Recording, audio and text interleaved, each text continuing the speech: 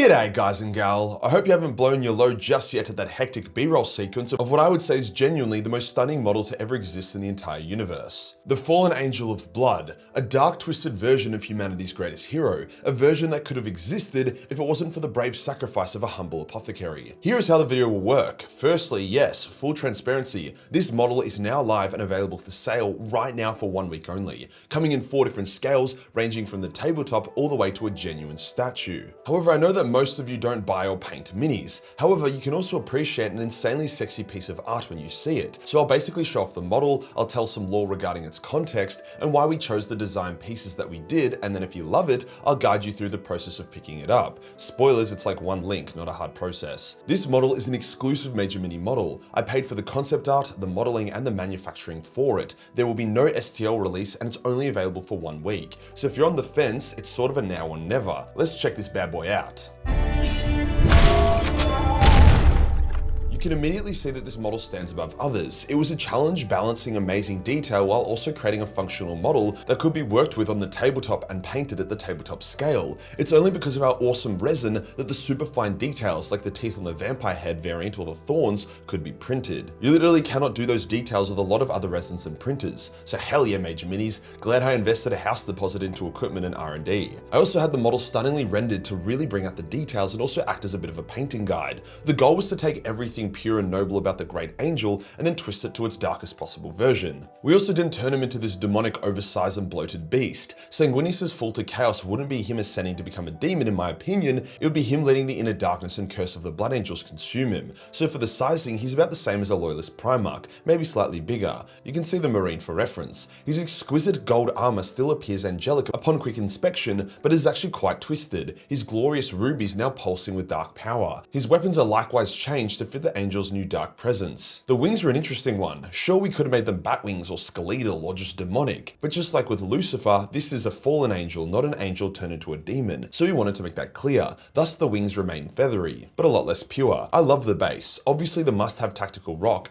however the space marine on it really makes it, especially if you paint it as a loyal blood angel, one who resisted their father's fall to darkness and thus was punished. The uncaring Lord of Baal using them to sate his blood frenzy. As you can see, the blood of the warrior is literally being drunk by the spear. Now for the juiciest part of the design, the head. We couldn't just stick to one head variant, there were too many awesome ideas. So firstly we created a helmet, a demonic visage, still angelic in some way, but probably the greatest tell of his fall. The other two variants are insane though. The helmetless is terrifying, his jaw distended to a point where his cheeks are torn open, his fangs bared for the world to truly see what he is. Not to mention the thorns, a twisted crown protruding from his head. Did he shove them in or did they grow? That's up for you to decide. This is the face of a demigod who knows nothing but hunger and hate. Then we actually have a bit of a wildcard head variant and my personal favorite, a concept that was too awesome to ignore, a golden, stunning, angelic face mask covering up a horrific demonic face hiding beneath. This is an angel that is truly fallen, but wishes people to still see him as the angel he was. It's by far the most sinister and tragic. Each helmet carries its own theme. The helmet is the warlord, ready for battle. The vampire head is the beast, full of hate and hunger, and the face mask is the tragic fallen angel, a man who is now a monster but wishes to be seen as the man he once was. The modeler did such an amazing job. Here is the concept art he was working off, and I can safely say he nailed it, matching the concept perfectly whilst also making the model stunning in all of its scales. Speaking of scales, we have the tabletop scale, perfectly sized to be painted as a classic miniature, to be used during tabletop wargames, tabletop RPGs, or even as a dope as hell D&D boss. Then we have the 75mm art scale, for those that still want to paint him as a miniature, however want the details to be larger so overall more paintable. Would be awesome to enter into a competition at this scale, or if you even wanted to use him on tabletop, but just more in line with demonic Primarch scaling. Then we jump up to the 112 scale. All the details, even the tiny ones you can only see on the render, will be visible here. This is a blow them out of the water sort of scale. You'll be able to paint every nook and cranny to perfection here. Taking this even further, we also have the 1/6 scale. This is for genuine near one of one display pieces. You would not only need to be a great painter, but also putting this bad boy together takes some experience. I had to use UV resin in combination with super glue to get the wings on due to their weight. All scales are available to purchase and ship worldwide. The US China trade war shit won't affect anything since all models are manufactured within Australia and sent from Australia. Now, as a bit of lore context how this fallen rendition of the Great Angel could have existed, half of Chaos was confident Sanguinius could be turned to Chaos and then made into the new War Master. The other half of Chaos thought that was impossible and the focus should be entirely on killing Sanguinius.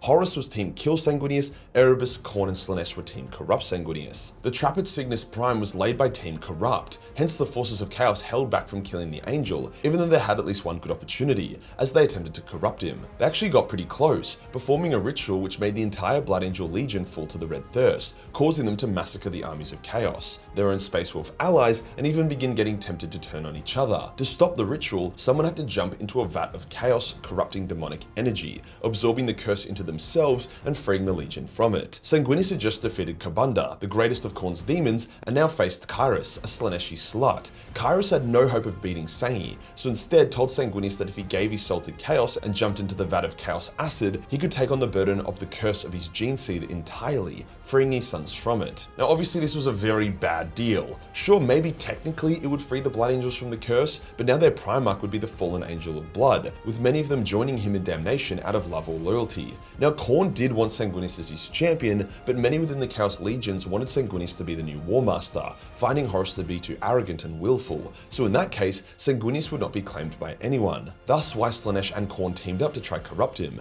a very rare occasion of the two gods working together. Slaanesh wouldn't have helped Khorne if Sanguinius was going to become a champion or demon of Khorne. Now while Sanguinius considered this, in his desperate state, an apothecary called Meros instead jumped into the vat, taking the curse into himself. Now as he wasn't as powerful of a vessel as Sanguinius, the curse was not entirely taken into himself, but it did release the Blood Angels from their frenzy, and it did keep Sanguinius on the loyalist side. In turn, Meros was possessed by the Red Angel, a powerful demon. It's unclear if that would have been Sanguinius' fate. Maybe Chaos didn't actually know what was going to happen, especially if a normal Blood Angel jumped in, so that could have just been one of many potential fates. So whilst the gambit at Cygnus failed and Sanguinius and his legion survived, uncorrupted, it did show that corrupting Sanguinius was technically possible at least at one point, contradicting Horus who stated it was not. However, that also could have been Horus being jealous or worried about Sanguinius, as if Sanguinius fell, there would have been a genuine contender for the title of War Master of Chaos. Either way, the Great Angel stayed pure and true to the end. The fallen Angel of Blood never materialized to torment the galaxy, but that doesn't mean you can't get a fucking awesome model of him. Link is below. 1 week only, guys and gal. You do not want to miss this one. Peace.